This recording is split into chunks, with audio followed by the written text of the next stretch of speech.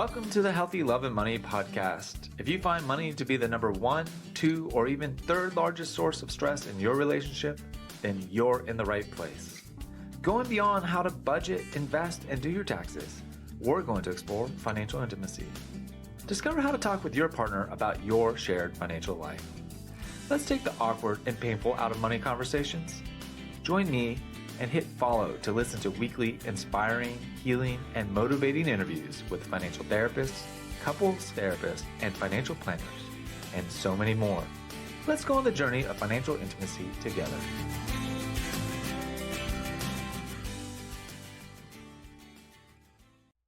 Welcome, everyone, to this episode of the Healthy Love and Money podcast. Today, it's my distinct honor to welcome Tara Unverzagt to the show. She's the founder of Self-Pay Financial Partners and a fellow financial therapist.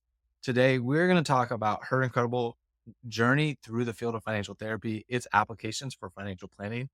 Listeners, you're not going to want to miss how she's applied this in her own life to enriching the relationships she also has.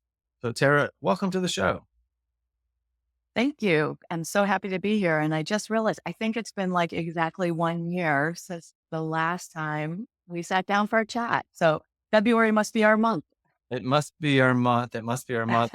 So much happens even in a year's time for both of us as we both are actively pursuing and working on the field of financial therapy, its applications for financial planning. And what has you most excited right now? Oh, as I'm an IFS Yeah. lens person, internal family systems, that's a modality that I feel works really well with financial therapy. And I think the thing that has changed since the last time we talked is we always talk about how all parts are welcome. Uh-huh. And I believed that, but it wasn't in my bones. And there was always like that problem part that somebody has that we have to fix. And I knew intellectually that's not what it is. That part is welcome. It doesn't need to be fixed and stuff, but it wasn't in my bone. And now that is in my bone. So I don't even have to think about it. It's it's my go-to. If I think that the my client or I think a part of me is a bad part, I'm like, oh, I haven't figured out the wisdom of that part. I haven't been connected with that part well enough to Yeah. understand what it's trying to say. And what happens is those bad parts, we tend to push them away and then they get louder and louder. And then they do behave badly, just like little kids who don't get their way and they start having a tantrum because they're just trying to be heard. If a parent just stops and gets down and looks at them eye to eye and has that conversation, the kid calms down, you figure out what it is that they need. Maybe you have to say no, that's not appropriate right now, but you're connecting with them. You're hearing what they have to say. You're saying, okay, I get it. You need this thing. We can't do that right now. Let's see how we can fit it in maybe later or deal with it however you're going to deal with it.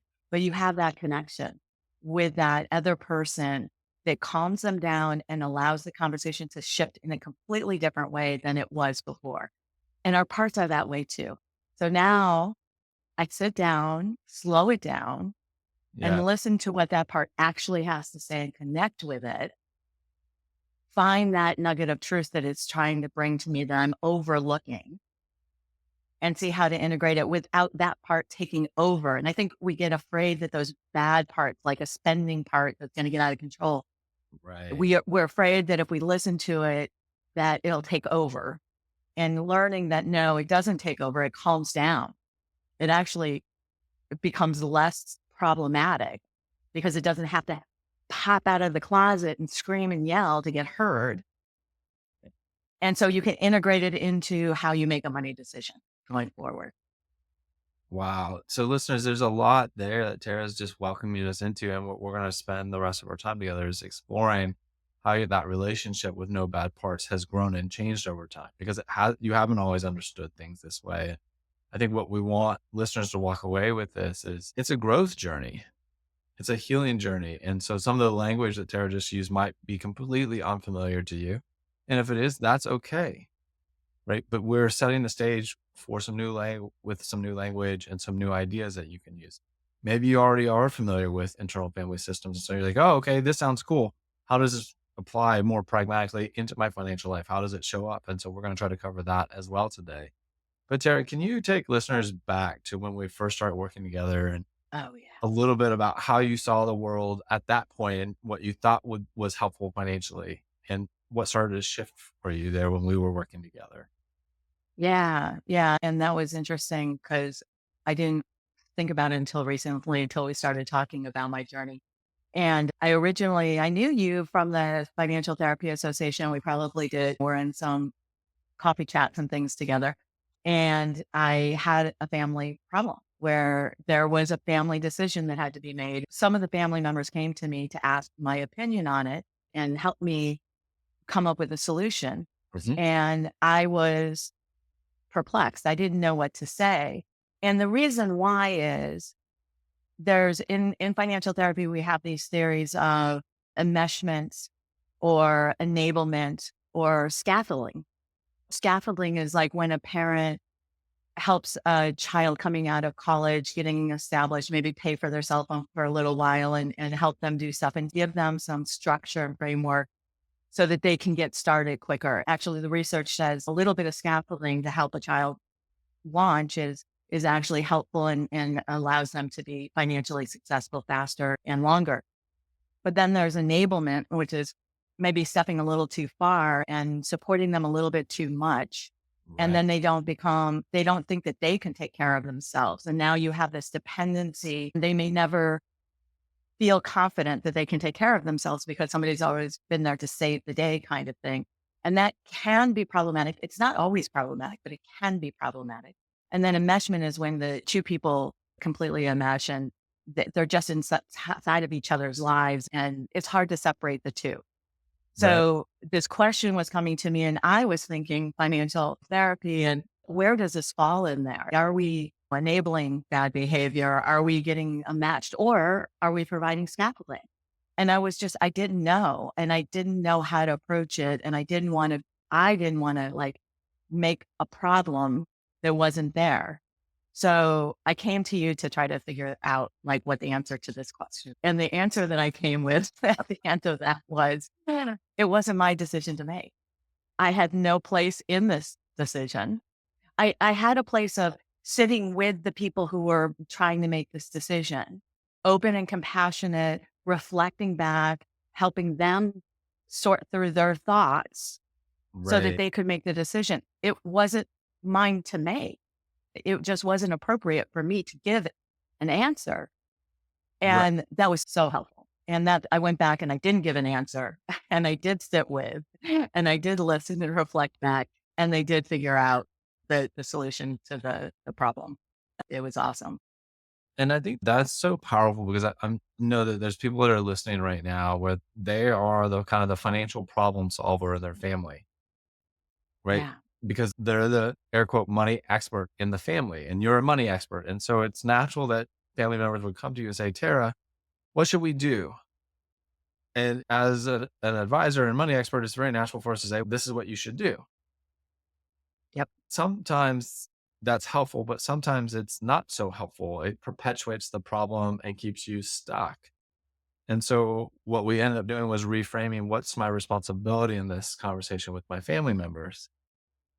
And Right. it's to help them become reflective about what they want out of their relationship, both parties, because they both had some assumptions about what the other was responsible for, but weren't really clear with each other about it. Right. And also there's boundaries involved in this too. Right. And so part of it was that one of the people doesn't know how to set boundaries, doesn't know what that means, doesn't know how to approach the problem. Hmm. And to be honest, like I have a boundary problem issue, and this is a legacy issue in our family. Like we don't know. It's not a perfect example, which is an innocent little one. Is my mom is in Chicago. I'm in LA. I have a lot of clients in Chicago, so I go back to Chicago a lot to visit my clients. And while I'm there, I take care of my mother, who's in our 80s and aging. So one of the things is I do the vacuuming and I clean the house when I'm there, Right. and she really needs to get a cleaning lady, but she doesn't want to get a cleaning lady because she needs to clean up the house before the cleaning lady can come.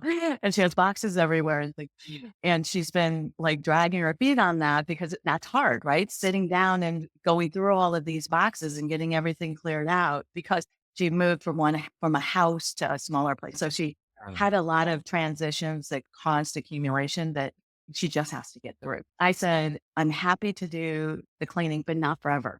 Like I'm telling you right now, Mm, you need to get this figured out and have a cleaning lady because I am not doing this forever. yeah. And she was really upset. And I realized in our interaction was I've never said no to her. Ah, And I'm not expected to say no. uh-huh. And she's telling me, I've never said no to my mom. Like, how dare you say no to me? I realized, oh my gosh, this is just something that has come down the generation. You don't say no to a family member. You always support the family member. It doesn't matter, but you're sacrificing yourself or making yourself uncomfortable. And one of the things I've learned in the last, since we started chatting together is healthy boundaries are a good thing. They're not a bad thing. They're a good thing, but they can be uncomfortable especially when you're first starting to talk about them. Yeah, and I can remember the first time that I brought up the idea of boundaries with my parents, and they took offense. Yeah. And probably I was not real skillful in bringing up the topic. It may have come across offensive. It wasn't my intention to be offensive. Like Yeah. my intention was to try to create a healthier relationship. I think society is going through this massive growth and understanding of all these psychological concepts that have never really been talked about openly and in the public. And now they're getting out there more and more. So the standards by which we're evaluating how a family works are changing. And it's because our families are not working for us. Our families are falling apart at epidemic levels. The levels of resentment and cutoff and estrangement are so high that people are searching for solutions to how do we relate together better so that we don't hate each other or feel resentful towards each other when we want to feel loving and caring towards our family members, which is, I think, the heart desire for most people is ultimately they Right. want to feel loving towards their family member. They just are really stuck in the way things have been functioning. And I think it also gets back to attachment theory, which I know is Yeah. your passion. And I love it when I bring IFS and attachment together because I think that they do go together so well. Yeah. But one of the things that has occurred to me also is that when a parent is avoidant, Uh-huh. then the child sometimes will try to get attention by needing money and Yeah. asking for money. Uh-huh. And the parent gets resentful about that. And really it's basically like what the story that I had at the beginning. If the parent just got down on her knees and looked in her child's eyes and had a conversation of what's going on, tell me more. Because it's not actually the money, it's the connection that the child is looking for. Oh, yeah, I think man, that is so on point, and where a lot of families, especially the intergenerational dynamic, can get Or split families. They're not called split families. but Blended families. That's a much better word for it. But blended families can have the same kind of thing too. And especially when right. like parents are co-parenting and trying to get that attachment with their child and they don't have the time. So they try to do it in other ways. And the thing is, it's not a matter of money or time. It's a matter of the connection that matters. And, it's sitting down and looking in their eyes and what's going on. Right, So look, simple. it sounds so simple and yet is amazingly challenging for so many of us, and because many of us have never had that experience of someone genuinely being interested in us.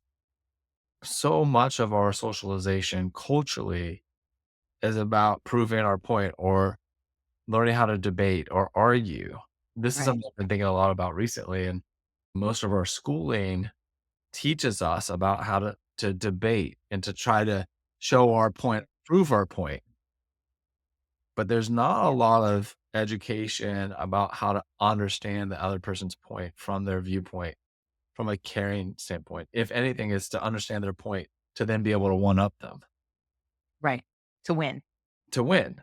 And when you take that one up win position, you may win the fight, but lose the battle or lose the Yeah. war right? Because to be connected is to be collaborative, especially in the intimate relationships. And when we're working in the money world, man, we live in a competitive economic system.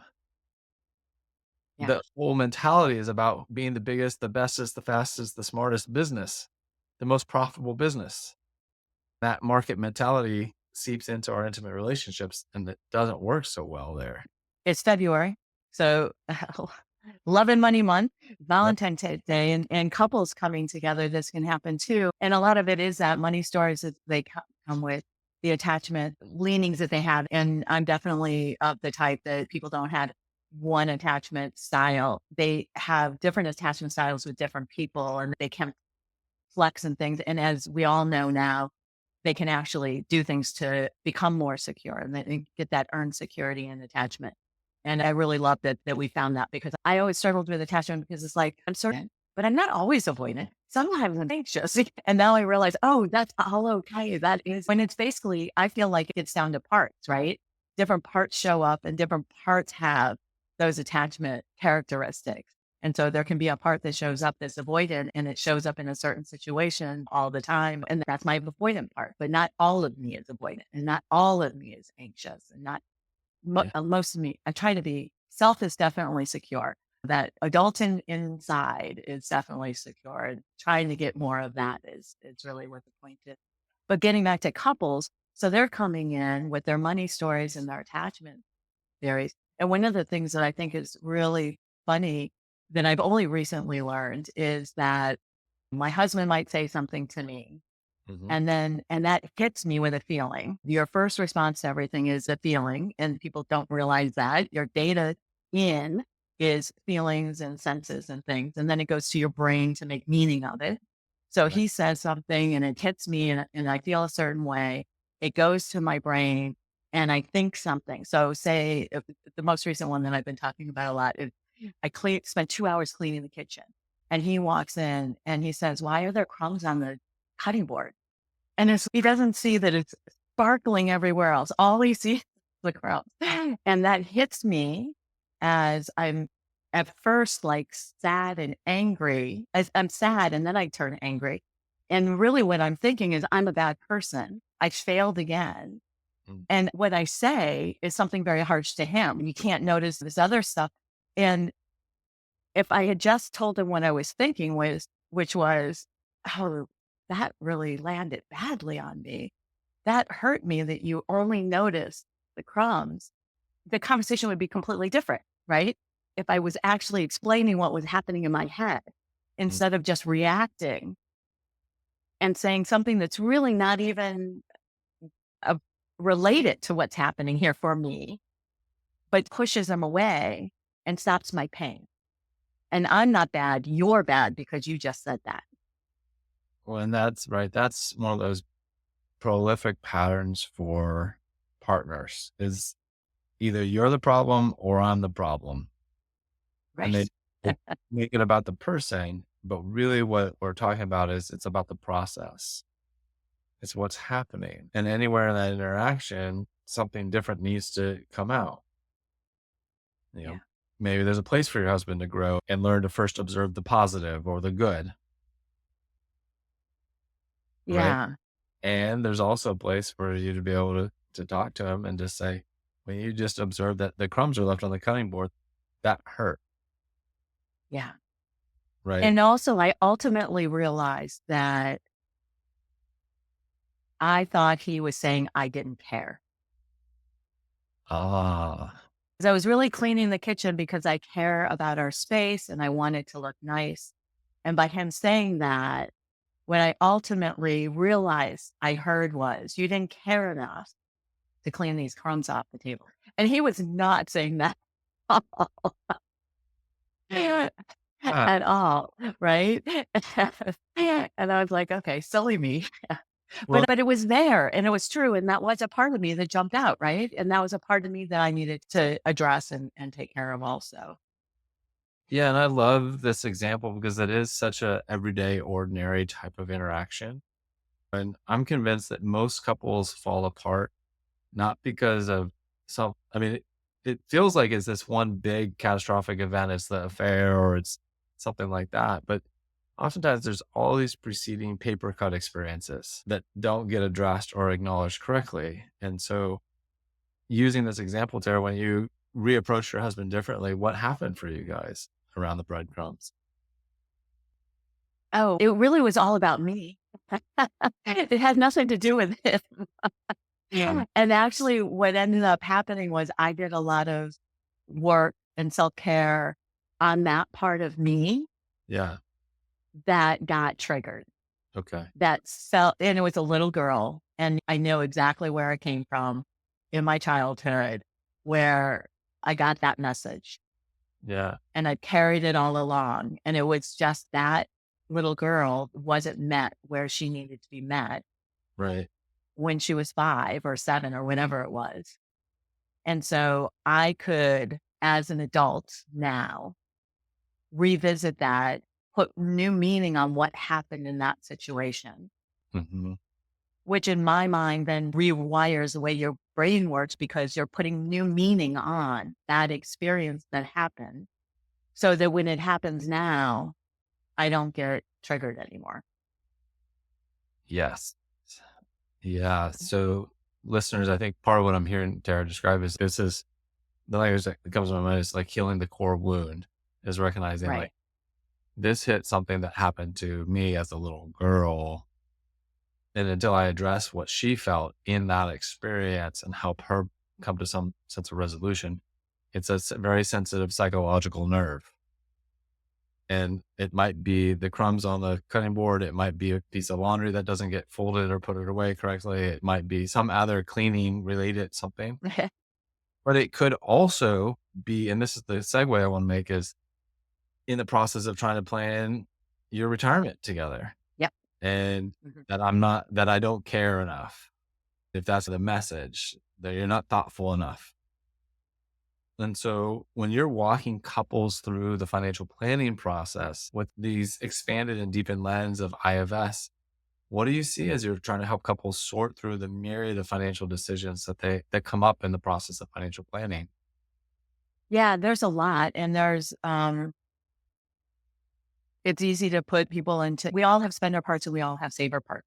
Uh-huh. This is how I actually explain IFS to a lot of people is we have a spender part, we have a saver part. When they're in balance, like things are good. And when they get out of balance, that's when we have issues. So when a spender gets too loud in the room and it Yep. has too much sway in decision making, that's a problem. But it's also a problem if a saver over saves and doesn't allow you to live your best life right now because they're always worried. So while I work with clients, I see both of these happening and I fall on that saver part. The last podcast we did together, I talked about my saver part that I had to calm down a little bit. But for most people, what I see is things like spenders tend to be people who grew up often, like I can't tell you how many times I've heard the story of my parents moved to a more affluent place, neighborhood, so I could go to a good school. But now I'm wearing Wrangler jeans, which nobody, I'm showing my age here. And everybody else is wearing the designer jeans. And so now the way that it shows up today is that they end up being like shopaholics because they weren't accepted or at least they didn't perceive that they were being accepted and included. That's not necessarily true. This is the other thing that I've only recently probably figured out is Yeah. my experience of reality is my experience of reality, and it's going to be different than your experience of reality. And so when I say, "Oh, it is blah blah blah," it's that's my experience of you, and it's going to potentially be completely different, especially when couples come together and they talk about how, "Oh, he's always complaining about my spending, and he doesn't understand, and he's really harsh and blah blah blah." That's my reality of what's going on there. That's not Right. his reality. And when he hears what I say, that's not, he's not going to understand it. And he's going to say, want to argue about it and say, that's not true. Oh, When yeah. you have to slow it down and say, it's true for me. it might not be true for you. And what your experience is not true for me. And I'm going to say that's not true. But the fact is, we have to slow it down and calm ourselves down in our part to get agitated and riled up, get them calm enough so that we can hear what the other person is saying, because that is their reality. And until we hear and understand and can be open and compassionate, that while I don't agree with you, Right. I'm not going to say that's not your reality. I cannot say that's not your reality. And when we disagree with someone's reality, it very predictably will increase the distress and the Right. argumentation and the defense mechanisms. And I'm going to take a short side stint here and get on a soapbox. This to me is this is not a political statement for either political party, but this is part of why we see such a massive political divide right now, is because one side looks at the other side and says, how could that possibly be true? You're stupid and you're ridiculous for thinking that. Yep. And the other part goes right back with it to the other side and says, you're stupid, you're ridiculous. I cannot believe you see the world that way. Either party feels heard or understood for why they see the world the way they do, or how they've come to Yep. that and what it means to them. And Right. you're telling them they're wrong, they're stupid, and they're bad for that. That is guaranteed to not evoke empathy and compassion. Correct. It takes a very Being, mature being group. indignant is not a good way to connect with somebody. And the human pattern manifests at the couple level, the family level, the social level, the political level, the business world, right? Because we're all humans. We all have the same core psychological processes and anatomy. The way they get wired up and expressed can be diverse, but we all have defense mechanisms. We all have parts of ourself. We all have that little inner child. We all have a self. That's the universal. How we navigate that, where that's some of the difference. And so we get to work not at the large political level, but we work with couples that are at odds with each other. And they've forgotten why they love each other. And I had a couple recently tell me, wow, you've really helped us. We felt like we were so far apart in our financial life. But what we realize now is it was really only about one area of our life. We actually have many shared values around our finances, right? So there was a conflict over one partner's earning, and they had committed to an entrepreneurial venture. It wasn't quite taking off, and they wanted to keep going, and the partner did not want to support it. And so there was some conflict there, but it started to spin more and more. See, you don't care about the family, and you don't want Yeah. us to retire, and it just spawned bigger. And we don't share the same. The couple, as they started to slow down and hear what they were feeling and what they were expecting, I started to realize that we actually value a lot of the same things, but we lost each other in that. And so it's like, because pain radiates from one place to multiple places. And so getting to what is the real core pain here is so important with couples. And yeah, I think, Yeah. Right. And the two things come up for me on that. One of my favorite, one of our favorite podcasts are Therapists Uncensored. And yeah, one of the things that they really made me realize in a big way is when you're interacting with your partner or your family member or whatever, is how you're approaching them. Are you trying to connect or are you trying to disconnect? Because a lot of times we want to connect and we want to convince them that we're right and blah, blah, blah. But we're right. really doing it in a way that isn't connecting with them. It's actually putting a wall up. Yeah. And if you stop and think about that, when I really think about it, am I trying to connect with them? Or am I just trying to convince them and I've actually put this wall up and not listening to them, not connecting with them? I'm just like lobbing words over the wall, hoping that they catch them and decide to come to my side of the wall or something. And that's not going to work. So that's one thing. And the other thing is that, yeah, a lot of times what this gets down to is just a core wounding, much like my Crohn's, Mm, that where that really went to was the little girl who felt like not doing something meant that she didn't care about her family and care about integrating with the family. mm, And I'm thinking of a client that they're they were having trouble. One was more carefree with money and Uh, one was not. Okay. So spouse one was carefree with money and spouse two was very like knew where every single penny was, spent lots of times logging things and making sure things were in the right place. Partner two was really anxious. And I was trying to figure out like, what are you anxious about? Like we can see where the money is. If you want to have a little extra, like we can move some money from here to here so that if you write a check, you're not going to bounce. What is it actually the problem? And I just kept asking, what are you worried about? And he said what he was worried about. Why are you worried about that? And when we dug deep enough, it was he would be embarrassed to his mom. His mom would say, there you go again. And that, like, he could not allow that to happen again. And in order to never again, whenever I hear never again or always, we know we have a rigid belief that needs to be addressed and made a little bit more flexible because it's yeah. never or always. That's getting you stuck in a money script, as we say in financial therapy, a money script or a money belief that worked at one point in our lives. And we're still hanging on tight to it, even though we're not in that situation anymore. But we can't let go. The other example of this that I've seen is people who grow up low income and low resources and like no food in the cupboard and they can never save enough. And I remember having a conversation with a client that it was basically, you're never going to save enough to put food in the cupboards of that little girl. You're going to have to help that little girl come to present and see that there's plenty of food in the cupboard now. But if you don't, and this is where getting back to what I was talking about before is it's painful to go back to that little girl and sit with her and Yeah. hear her story. And so everybody wants to push that in the closet. Nobody wants to talk about that because it's painful. But the fact is, if you do sit with that little girl and you help process those feelings that you had back then, you can rewire your brain so that she doesn't have to feel like there's never going to be food in the cupboard. She can come see there's food in the cupboard today.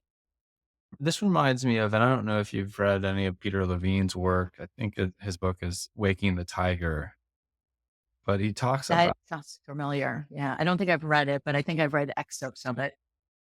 like the incomplete trauma response. The nervous system has a very natural way of working through traumatic or painful experiences when given the chance to move through it fully. But when we live in chronic kind of poverty or deprivation, our body internalizes that we're never actually safe.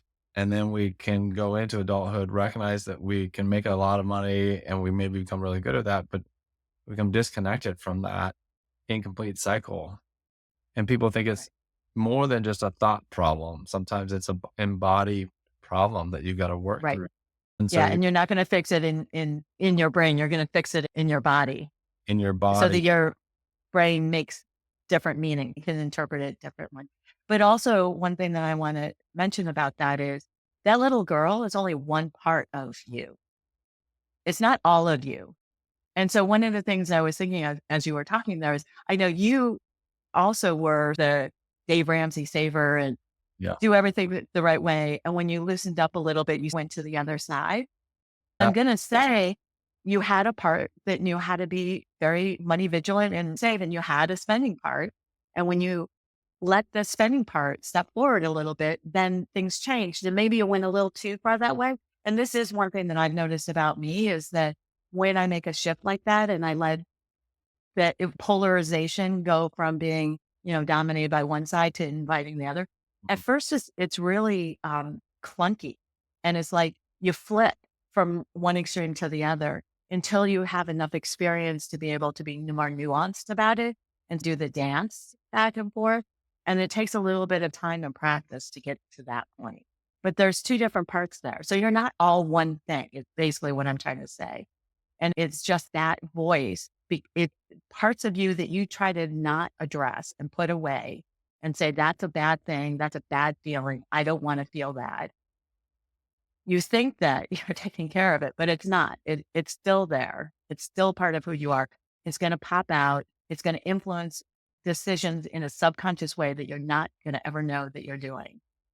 Yeah. And so it's best, not best, it's productive to have to sit in that discomfort for a little while, to process it, integrate it, come up with new meaning, get to a different conclusion, different meaning making than what happened when you were a child, when you didn't know any better. But now you have an adult in the room who can sit with that child and have an adult conversation with them. Yeah. Yeah, Tara, I think there's a lot there. And I think that's what I would hope listeners, one of the many things the listeners can take away from this conversation is like, Tara and I are both continually figuring this out. This is not an arrival where it's done, finished, cleaned up, and we never have to worry about it again. This is an unfolding process, learning. And when we get to walk alongside our clients and guide them, yes, there's book knowledge, technical knowledge. Yes, there's client experience knowledge that helps us inform and understand and see things. But there's also our own lived journey of transformation around how we experience and think about money. Those parts of me, the more rigid, when we get to financial security, for me, the equation, the unconscious equation that's become far more conscious is if I just have enough money, then I'll be lovable. Then I'll Mm. be safe. Then I'll be accepted. And as we reach different levels of income and financial security, I felt this void. I was like, wait, I have this house. We have this income. I have this net worth. Why don't I feel better? I actually almost paradoxically feel worse. And so then it's why bother saving? Why bother trying to earn more money? Why bother any of this? Who cares? Just do what you want. Don't worry about it so much. Swing to the other side. And the reality is those are the polarizations, those are the parts. And that middle space of the self is like, yeah, there is your significance is not based on how much money you make or how much money you have, which that is a hard thing to crack and to get to hold place. For so many of us, we've equated our self-worth and our net worth, our self-worth and our income. And it's more or less a lifetime journey to continue to differentiate those two things. And to be honest, so we're told that all the time. That is what our advertising is about. That's what politics is about. That is what business is about. Like everybody is told you are worthy if you have more money. You have more power if you have more money. And to a certain extent, that's true because, and only because we allow it to happen.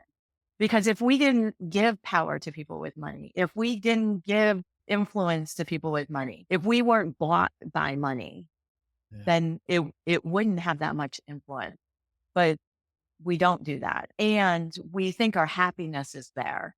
Much to your point, you thought once you got the house and once you got the money, then the happiness would come. And the fact is, no, the happiness comes whether you have the money or not. You have more choices, you have different choices, but that happiness and that connection and that feeling good about yourself, that has nothing to do with money. Yeah, and I think that's that separation process for so many couples. And where does my self-worth come from? What is it based in? And for some, they turn to religion to find their worth and value. And then sometimes that doesn't work anymore. And then their sense of self-worth can be shaky for a while. And some of us, our self-worth is based in market performance, how we do in the economic system.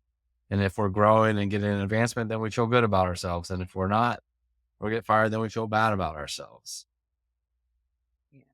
And trying to get to this place of holding to me, there's this difficult job of holding the duality or the paradox of in a market economy, humans are valued differently. We're not going to pay a burger flipper at McDonald's $300,000 a year. It's just never going to happen. And so we collectively value humans. But what we're valuing is their labor, not their intrinsic worth. But even their labor, we struggle with too. And I think I might have mentioned this on the Really? last podcast, is that like in the financial world, we're always talking about how much value we give and that we're worth every penny that we make. And people pay a lot for financial planners and Yeah. financial advisors. And then you turn and you look at therapists or caregivers, Yeah. such an important job. And especially like daycare for little ones. And what a difference those experiences are going to have for the rest of their lives. And how much do we pay them? So I call BS on, Yeah. like people get paid their value, because I think that's not true at all. And I also think and I was just mentioned this to somebody recently. I think it was a financial planner who had probably the LA fires, which is Yeah. near where I live. And she was saying that she had a client that was caught up in that and she didn't know what to say. She wanted to call, but she didn't know what to say. And everybody was saying stuff. And I said, just be with her. Like Yeah. people forget the power of being with another human being to co-regulate when one person is in distress. Yeah. That is so powerful and so valuable. And we think it's worthless. In our last podcast, I was talking about how they're like deep inside, I believe that there's oh my gosh, I just lost the word, worth and dignity of every human being. But intellectually, I have a problem with that. And I've resolved that in exactly that thought. When it really got in my bones again, like when it got out of my head and into my heart, I realized that being with somebody when they're in distress Yeah. is so valuable. And therein lies the value of every human being. So even that bum on the street, the Right. so-called bum on the street, has that power. And I have that power to sit with that person and hear their story and help them organize their thoughts so that they don't feel like garbage on the street, because they're not. Even though people around them are saying that. And that's the critics of everybody and the critic of that person beating Right. themselves inside, that shuts them down and makes them not productive. Yeah. And I think that's such a beautiful place to come back to with couples is it's so easy to lose that in the journey of being together. This is an invitation to couples is to reconnect with your own inherent self-worth and your partner's inherent self-worth and dignity as a human, unearned. There's nothing they have to do to have it. It is. And if we can see ourselves and our partners from that foundational place, it will fundamentally shift the way you move through all of your financial conversations. And so, Tara, as we say goodbye for now, where can people find you? We're on LinkedIn. We're on Instagram. My website is southbayfinancialpartners.com. The easiest way to get started is there's a little button that says, I think, set up an intro meeting or something like that. Ask you a few questions and you can set up a virtual meeting to talk to us and find out more about us, and we can find more about you. That's wonderful. Tara, I'm so glad that our paths continue to cross in this journey of supporting people in their financial life and their mental well-being. It's a pleasure. Oh, always a pleasure to have these conversations. I invite you now to stop for 5 or 10 minutes and reflect on what you just heard. Maybe even journal about it. Give yourself the time to consider what you just heard and what it means to you. By giving yourself the time to reflect and integrate what you just heard, it will help you along your journey of learning, healing, and growing towards financial intimacy in your life. Please like and follow this podcast and share with someone that would benefit from being on the journey of financial intimacy. Wishing you healthy love and money, Ed.